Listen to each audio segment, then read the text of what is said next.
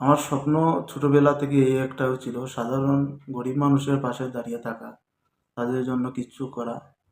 সেটা হয়তো আমার তৌফিকের ছিল না যে সমস্ত ত্রিপুরার সমস্ত গরিবের পাশে আমি দাঁড়িয়ে থাকবো, কিন্তু আমাকে আমার আল্লাহ যতটুকু শক্তি দিয়েছেন অতটুকু আমি ছিলাম।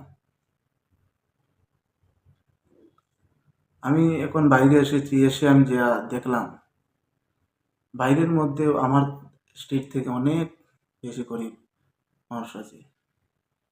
আমরা জানি যে বড় জায়গায় গরিব কম, ছোট গ্রাম জায়গায় গরিব বেশি, কিন্তু অ্যাবসলিউটলি নট। আমাদের গ্রাম জায়গায় গরিব কম, শহর দিকে গরিব বেশি। আমাদের গ্রামে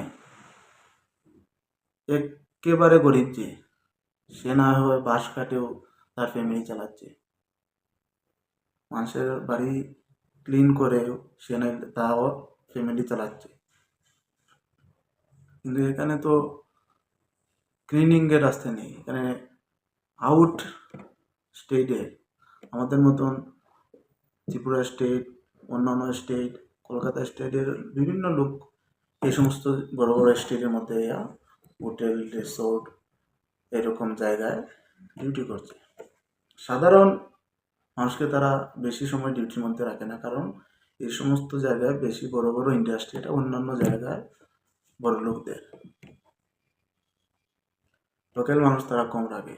যে লোকালদের আমি যে অবস্থা দেখেছি, ছোট শিশু 5 থেকে 6 বছর তার বয়স হবে, শুধুমাত্র সাদা ভাত মাখিয়ে তার পানি দিয়ে তার মাকে খাওয়াচ্ছে। তার মা শুয়ে আছে রাস্তার মধ্যে অসুস্থ হয়ে, সে খাওয়ার চিন্তা করছে না কিভাবে, কারণ তার মাইন্ড এখনো এতটুকু সিরিয়াসলি যেতে পারেনি যে আমার মা এখানে শুয়ে আছে, অবস্থা খারাপ, আমি তাকে হসপিটালে নিয়ে যাব। সে কই টাকাটা পাবে, ইনকাম কিভাবে করবে? এই 5-6 বছরের সন্তান, তার বাবাকে আমি জানি না, তার মা ওকে বলার মতন পরিস্থিতি না, কিন্তু সে ডাস্টবিন থেকে হোক, এইখান থেকে হোক, রাস্তা থেকে হোক, যা খাবার পাচ্ছে তার মাকে খাওয়াচ্ছে, সে অল্প খাচ্ছে।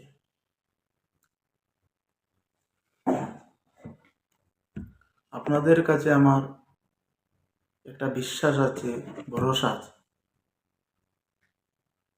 আমি কয়েক মাস থেকে আমার একটি ফেসবুক পেজ, ইনস্টাগ্রাম আইডি যেটা ওপেন করেছে, এখানেও পাবলিকলি কোনো লোকেশন নেই, এটা অনলি সোশ্যাল মিডিয়ার মধ্যে আছে, কোনো পাবলিকলি কোনো জায়গায় আমার এটা খোলা হয়নি, গভর্নমেন্ট রেজিস্ট্রেশনও হয়নি।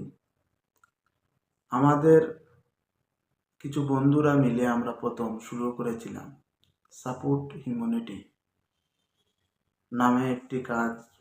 আমরা সাধারণ যারা গরিব মানুষ আছে তাদের পাশে যাব, কিন্তু সেই সময় আমার বন্ধুরাও অনেক অনেক সমস্যায় পড়ে অনেক অনেক জায়গায় চলে গেছে, সেই জন্য আমার কাজটা আমি কন্টিনিউ করতে পারিনি। আমি একা কী বা করব, কিন্তু এখন আমার সাথী বন্ধু কিছু আমার স্টেজে এসেছে, তারা আবার আমাকে শক্তি দিয়েছে, তুমি তোমার সাপোর্ট হিউম্যানিটিকে হিউম্যানিটি ফাউন্ডেশন বানাও, আমরা তোমার সাথে সবসময় আছি। আমার সিনিয়র অনেকজন আছে, আমার আঙ্কেল পড়ে, বড় ভাই পড়ে, তারাও আমাকে মশওয়ারা দিয়েছে, তুমি এটা শুরু করো, তোমার যা সহযোগিতা যেভাবে লাগে আমরা সবাই এগিয়ে আসবো এবং অন্যান্য মানুষও তোমার সাথে আসবে। এটা কাজ বাজে কাজ নয়, এই কাজে সবাই লোক আসে। আমার এই ভিডিওটা দেন পট করে আস্তে ভারতবর্ষে চলে যাবে এরকম নয়। আমার এটা অনেক ছোটো আইডি, আমার এটা প্রথমে আমাদের ডিস্ট্রিক্টে যাবে, ডিস্ট্রিক্টের কয়েকজন মানুষ যদি ভালোবেসে শেয়ার করে, লাইক করে, তাহলে এটা অন্য ডিস্ট্রিক্টে যাবে, ডিস্ট্রিক্ট থেকে স্টেটে যাবে, স্টেট বাই স্টেট বাদে এই ভিডিওটা যাবে। আপনার এক শেয়ারে হতে পারে একজন মা তার সন্তানকে নিয়ে সুন্দরভাবে তার জীবনযাপন করতে পারবে, ও একজন সন্তান তার মাকে অসুস্থর মধ্যে থেকে বাঁচাতে পারবে, শুধু আপনার এক শেয়ার।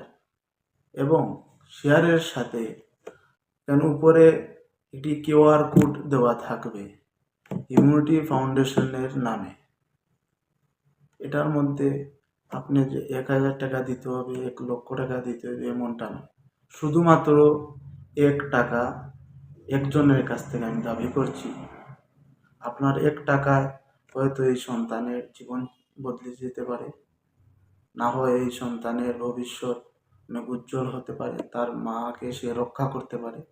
আমাকে আপনারা সহযোগিতা করবেন যাতে আমি ওই সন্তানকে তার মার জীবন রক্ষা করতে সহযোগিতা করতে পারি।